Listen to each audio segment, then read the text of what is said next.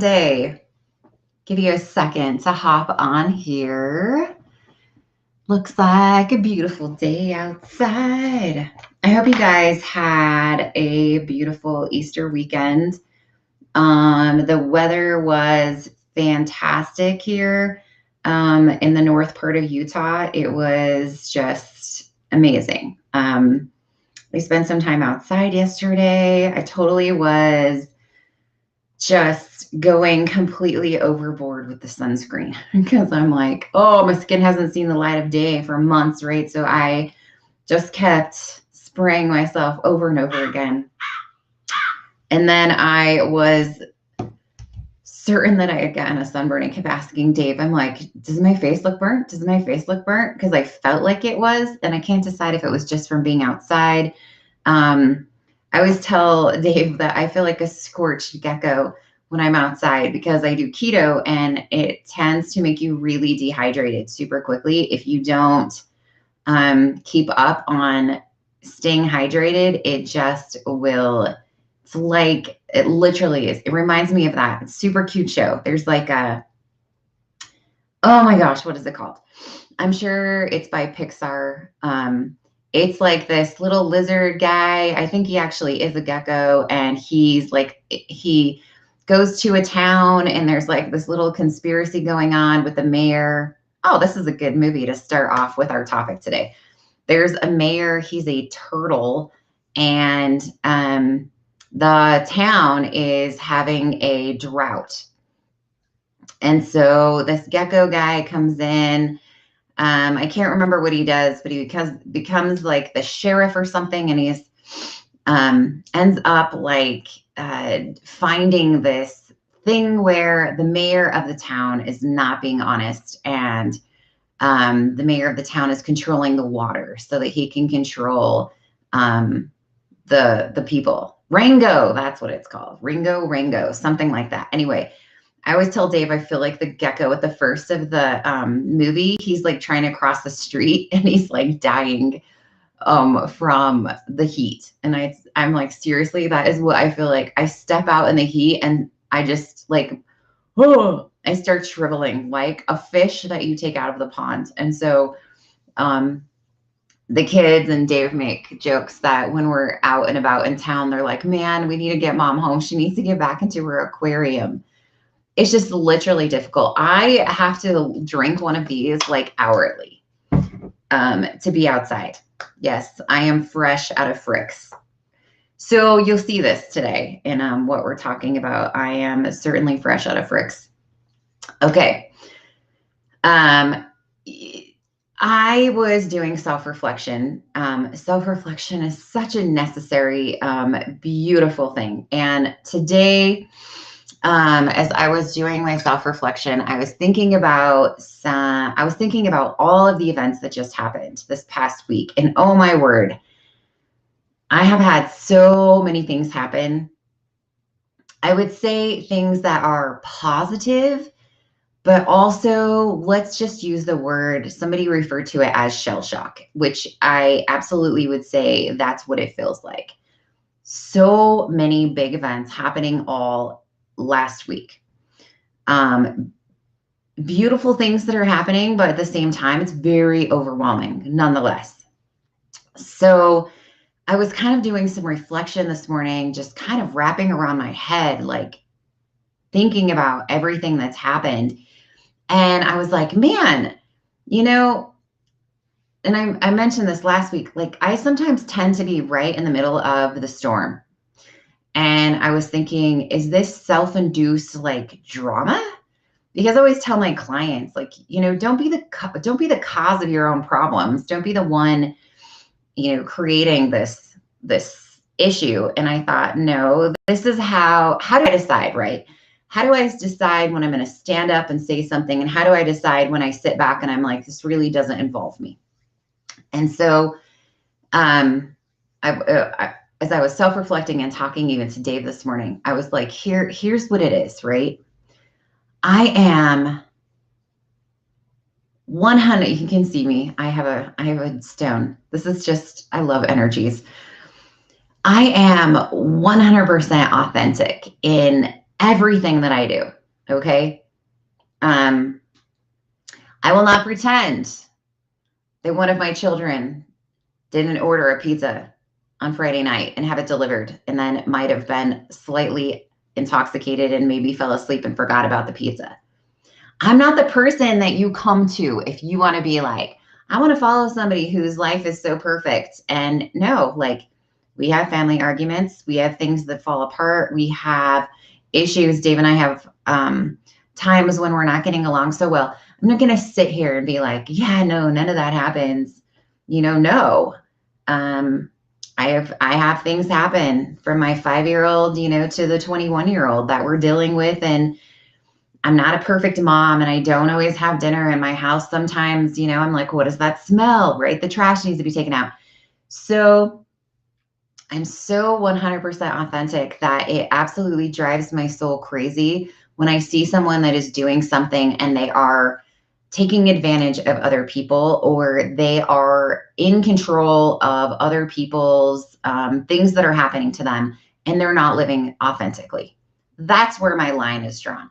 That's where I'm like, I have to be the voice for other people that either don't have that voice or they don't know what's happening. Like,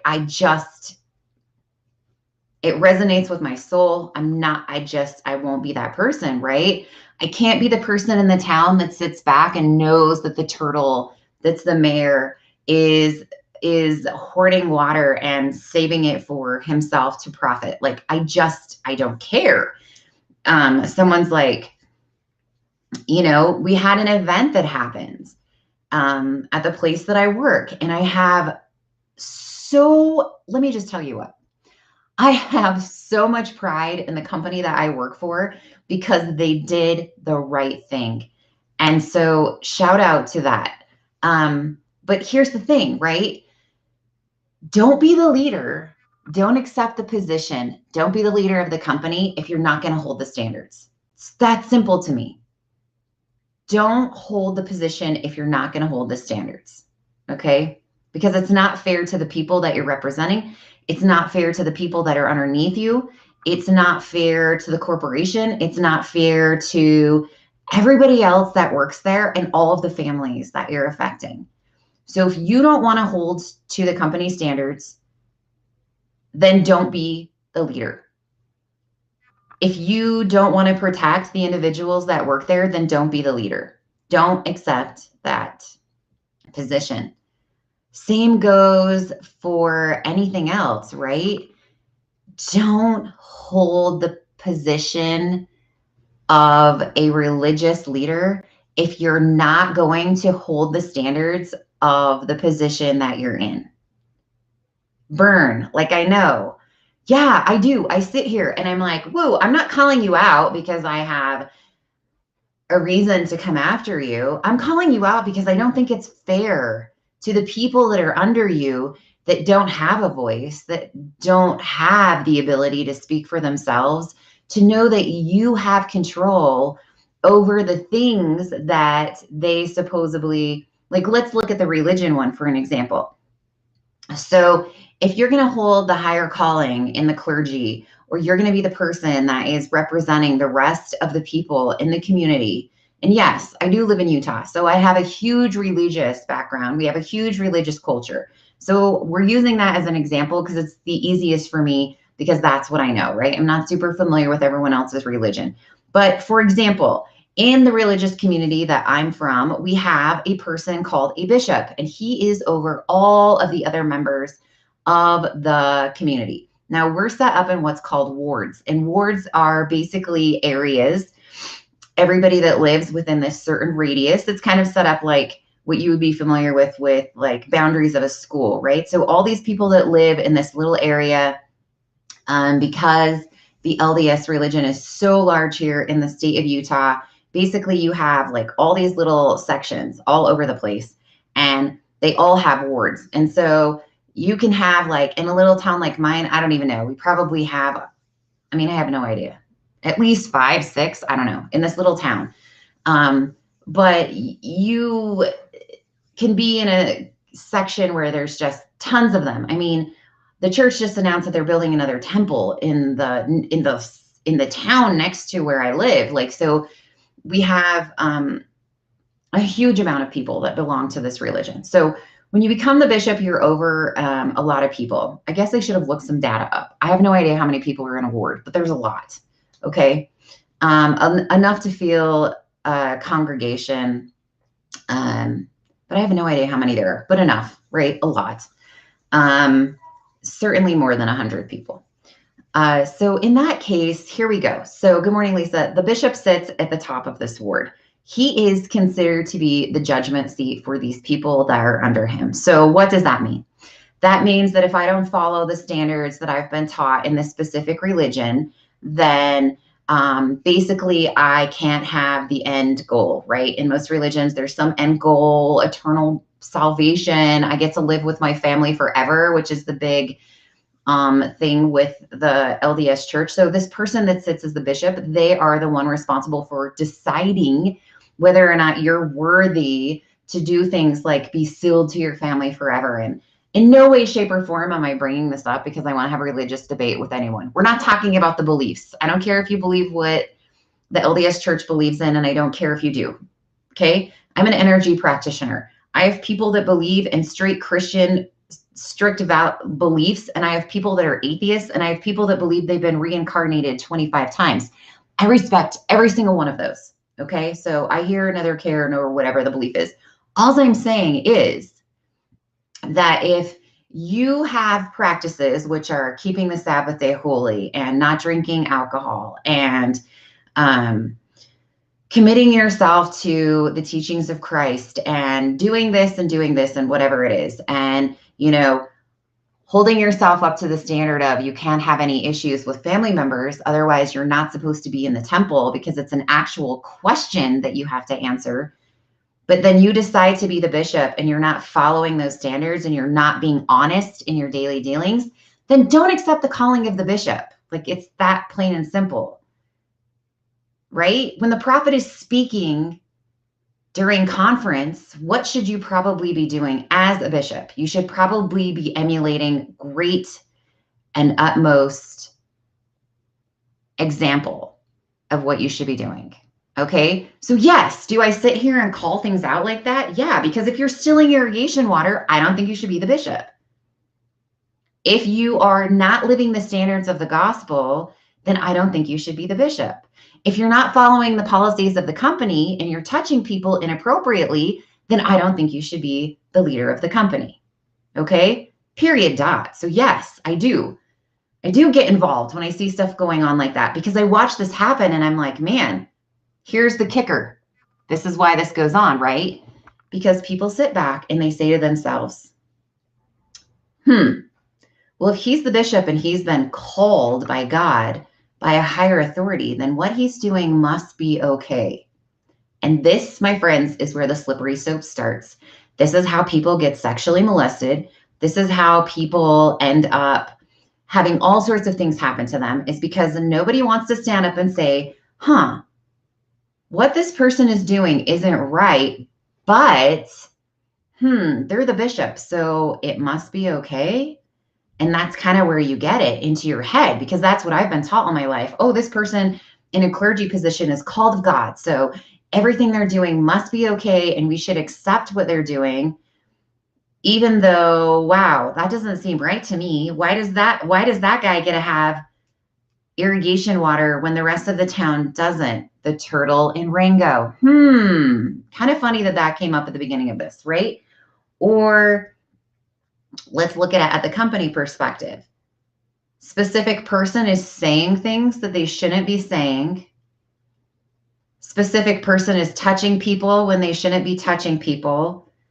So sexual harassment is happening. And guess what? People are sitting back and they're like, well, that's the manager, that's the leader, that's the whatever. So I guess it's okay because HR is seeing it and they're not doing anything. And the highest leadership in the company is seeing it and they're not doing anything. So, wow, I guess we'll all just accept it because, it must be okay because they're the leader. No, it's not okay. It's not okay. Don't get trapped in that because somebody decides to take a position that they're doing the right thing. No, like I love my company has this, do right and be real, right? That's exactly what it is. So I'll be the voice. I'll be in the middle of it. I'll be the one that's in the turbulence because I will not allow other people to go through things knowing that someone else is doing the wrong thing. And sometimes, you know, it's painful, it's uncomfortable, right?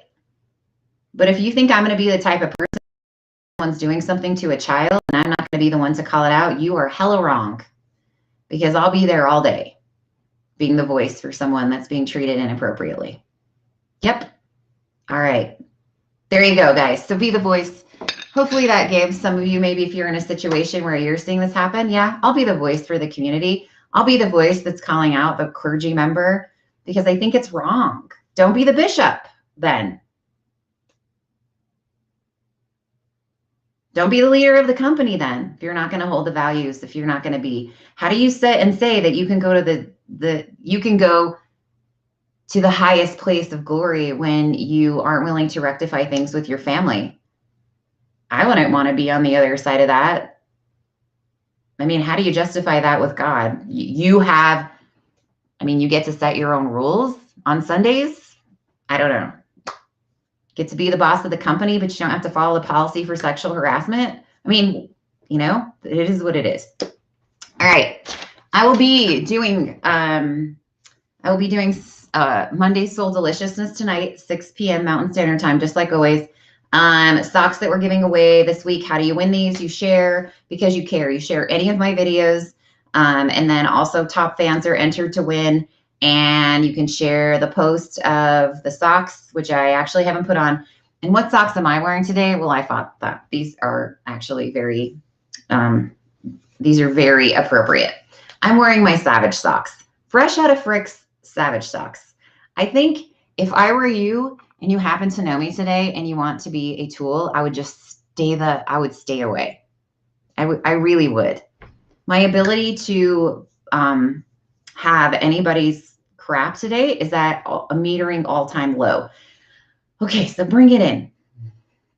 Bring in that beautiful energy. I'm going to go back and reflect on the beautiful weekend that I had so that I don't go raging. Dave's like, oh, this is when Amy gets into her dragon mode and she like takes down the village.